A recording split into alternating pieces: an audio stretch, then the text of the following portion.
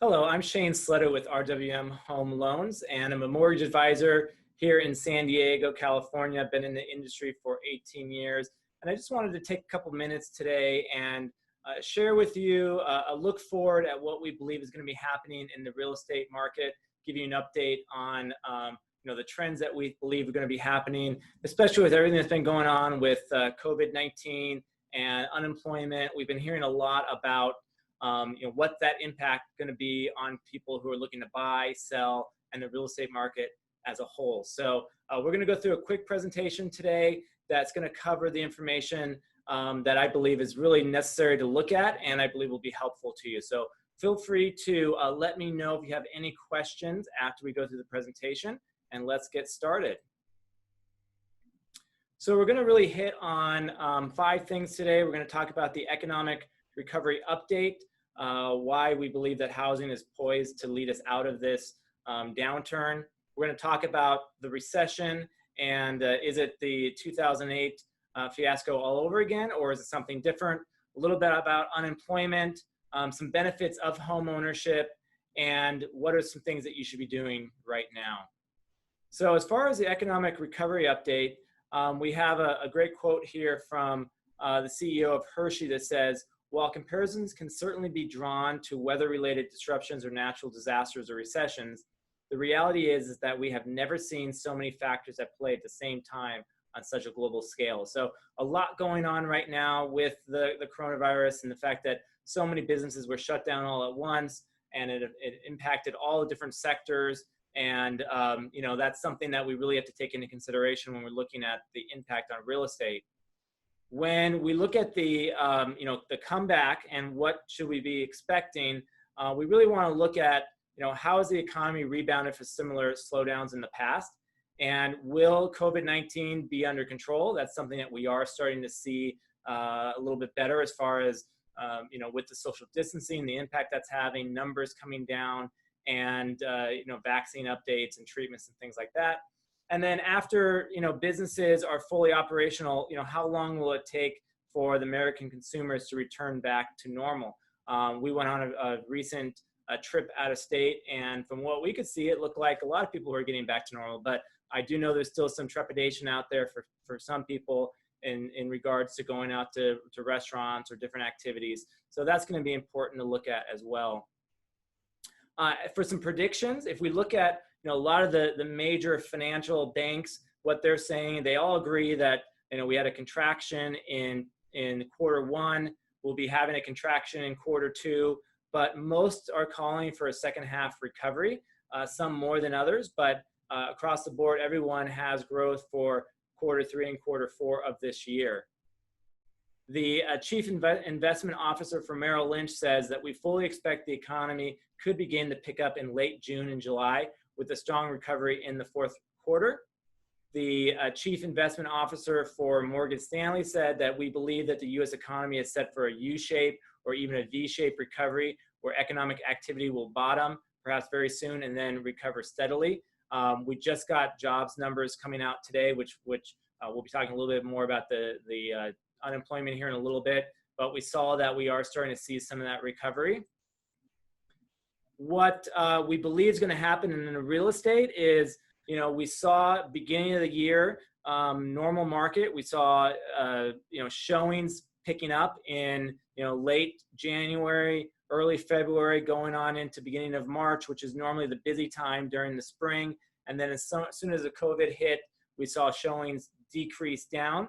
But in the middle of April or so, we started seeing those showings pick back up, and we're starting to see a lot more activity, especially here in California and in San Diego. A lot more showings, a lot more interest for people to buy houses. I think some of that has to do with the fact that they've been at home in their smaller homes or in their apartments, knowing that they need more size, more room. If we look at there's non-financial benefits to home ownership. All of the things that come along with it. 93% said that owning a home made them happier. 88% agree that buying a home is the best decision they've ever made due to the benefits that they've seen with that. And 79% believe owning a home has changed them for the better. So a lot of reasons to look at homeownership other than just all of the great financial benefits as well. So what does owning a home mean to most Americans?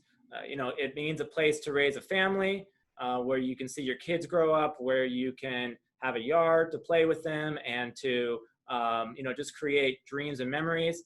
It's also an investment, especially here in San Diego with the appreciation that we're seeing. I recently saw that San Diego was one of the leaders in appreciation year over year here recently. And they don't expect that to change here too much going forward. So there's a great opportunity to invest in real estate, whether it's your primary residence or investment properties, and build that equity. And then it's also, a way of reaching milestones in life with owning real estate. So, one of the things from the Showing Time chief analytics officer that they said was the beginning of April marked the absolute bottom of per capita real estate activity since the Great Depression, as 3/4 of buyer traffic evaporated. Yet that was immediately followed by an unprecedented turnaround. We've seen a significant rebound in May as rapidly returning buyer traffic concentrates on subdued levels of inventory. So we're seeing a lot more buyers out there. We're still seeing inventory down, especially in our market, but a lot of activity that's going on, again, because people want to own homes in San Diego. When we look at listings over the last, year over year, we see that the first 2 weeks of March, we saw a huge decrease, obviously with everything going on. And we've seen late April, beginning of May, we're starting to see that pick up. Again, not as much as we need and not as much as it was. So there still is an inventory crunch, but that's just going to make it that much more competitive out there when looking to buy. So we'll help support the values. Housing Wire update that came out end of this last month. Application for mortgages to purchase a home gained for the 6th consecutive week to a level that was 6.7% higher than a year ago.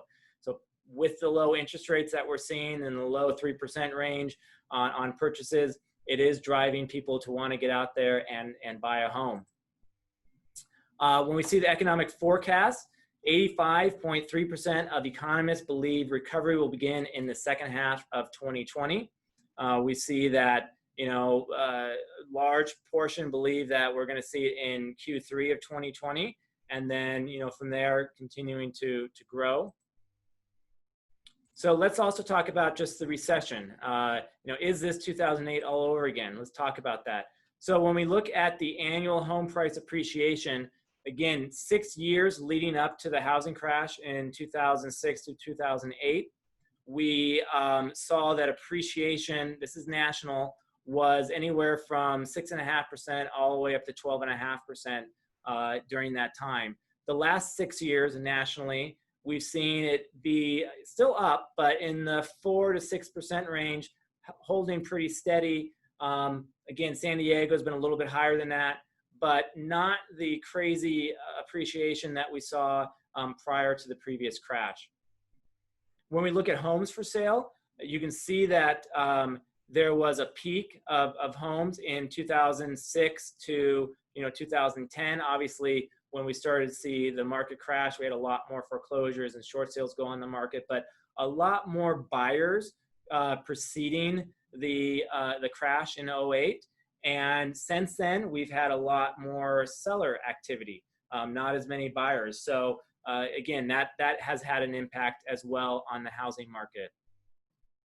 When we look at the total amount of home equity cashed out, you can see that through refinances in the years 2005 through 2007, homeowner took out about $824 billion to use. They were using their homes basically like cash registers to go on vacations and buy different toys and pay off credit card debt, which was never a good thing to be siphoning out all of that equity.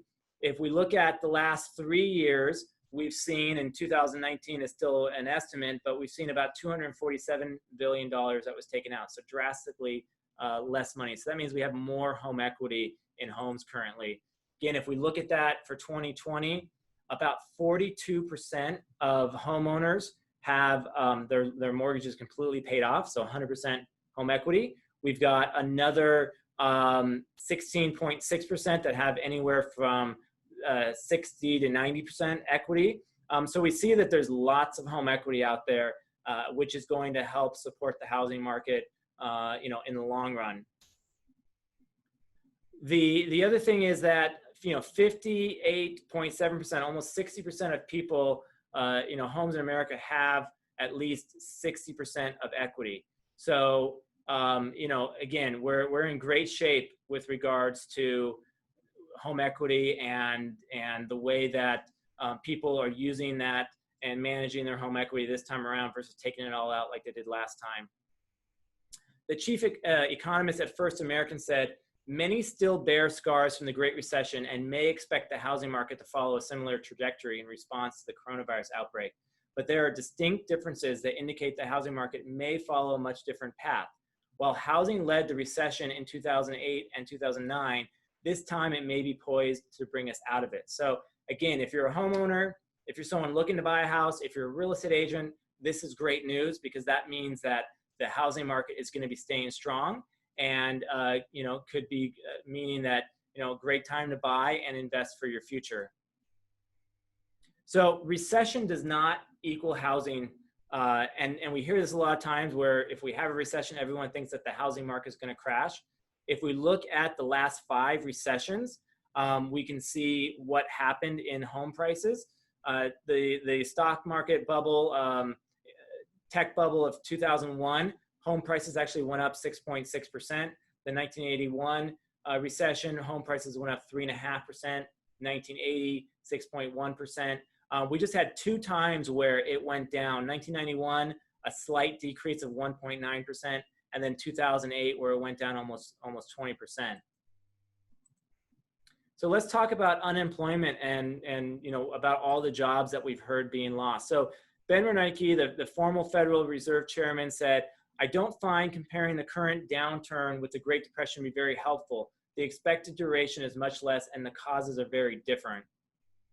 If we look at unemployment, we can see that the Great Depression, which was 1932, 33, 34, and 35, we had unemployment anywhere from 24.9 to 20% across the board.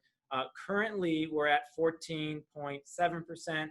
They're projecting that we might be at 9% in 2021, down to 6.6 in 2023. In fact, again, like I said, the jobs report just came out today, and the unemployment rate already went down. We created over 2 million jobs, way more than anyone expected. And so we're already starting to see that jobs come back and the unemployment drop. If we look at unemployment filings, again, we've continued to see that decrease from the high that we saw in the beginning of March. So that is a great thing to be taking a look at as well. And we see the unemployment reports coming out again. Right now, most of the unemployment has been in the service sector for restaurants, bars, some in retail, some in doctor's offices and manufacturing, childcare. But if we look at this, a lot of this stuff should be coming back. Childcare will be coming back. Hotels, construction, doctor's offices will eventually be able to start doing elective surgeries again. So we'll start seeing that come back. Retail, may take a different look. And then obviously the restaurants, we may lose some restaurants, but we are going to start seeing that coming back as well. When we look at, again, the stats from unemployment, we see that about 90% of the people who have lost their job, they believe it's temporary, and only about 10% will be permanent. So that's a great thing to look at as well. The deputy chief economist for First American said, our analysis shows that the nature of this service sector driven recession is unlikely to result in a one-to-one decline in home ownership demand because those being impacted disproportionately by this recession are much less likely to have been house hunting in the first place. So, what that's saying is that the people who have lost their jobs, unfortunately, are more of the lower wage earners, people that make under $40,000 a year. And so they're not typically the people that are out, especially in San Diego, looking to buy homes and take advantage of the housing market. So from that perspective, since we're not losing a lot of the higher earning jobs, the housing market will not be impacted as much. If we look at, again, the unemployment rate, we can see what happened in the Great Recession of 2006 through 2016. We can see what happened in the Great Depression, and then we can see what some of the projections are for the more recent situation. So again, we're looking at seeing a very sharp decline and recovery, and then that flattening out a little bit. We can see that the recession from 2006 took almost 9 years to recover, and the Great Depression took 12 years. So most economists are saying that this is going to recover much quicker. Let's talk about the benefits of homeownership. So again, as far as homeownership goes, we saw a maximum percentage of people owning homes back in 2004. That declined due to the Great Recession all the way until about 2015. And we started to see that pick up again. Hopefully that trend will continue, because obviously homeownership is very important for our economy and for our industry as well. When we look at the number of homeowners increased by 2.6 million, while the number of renter households declined by 0.6 million. Indeed, the number of homeowner households has been climbing since the third quarter of 2015, while the number of renter households has been on the downward trend. This implies that the transition from renting to owning has been a powerful driver of the net increase in households. So less people are renting, more people are buying. Important to look at. When we look at what's happening with rental monthly rents, we're seeing that continuing to increase. So it's beginning to be a lot less attractive to rent due to the continued increases in the monthly rental costs.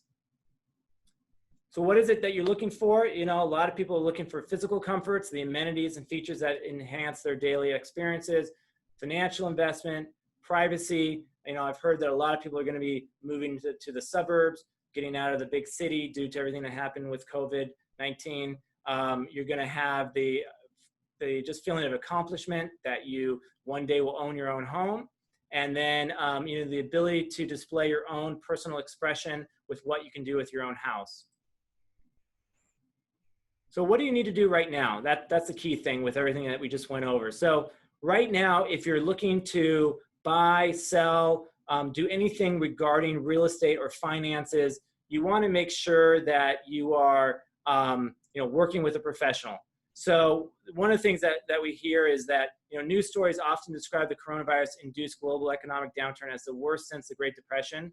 This is likely to be literally true, yet for many, the comparison does more to terrify than to clarify. So work with someone who can help explain to you what's going on, look at the numbers, look at the stats, and help you make wise decisions. One of the things that I do with my company and the referral partners that I work with is something that I call the art of homeownership. We want to make sure that you are going to be a successful homeowner. And I've got a website that you can visit here to become a part of the art of homeownership and take part in the great benefits that we have. One of the things that we do is we do annual financial reviews and planning with our clients and people who want to sign up for this, just to help you get on the path either to homeownership or review where you are currently to make sure you are meeting your financial goals and objectives with real estate and just wealth in general. We have what we call a perfect mortgage promise. You can learn more about it, just things that we are going to always be going over with you, making sure that you are in the best mortgage possible, always have your questions answered. We have a great real estate wealth digest that goes out that will show you what your current home value is, how much equity you have, other great information about your property. We have a home concierge service that will help you be, again, a successful homeowner, maintaining your home, getting things done around the house that you need, simplifying your life with, just maintenance of the house. We are going to help you, maximize your wealth through real estate with just some of the planning that we're going to talk to you about. And then for people who are buying, we have a great relocation technology that will help you set up your move, transfer all of your services. So this is a complete package that we offer, absolutely no cost.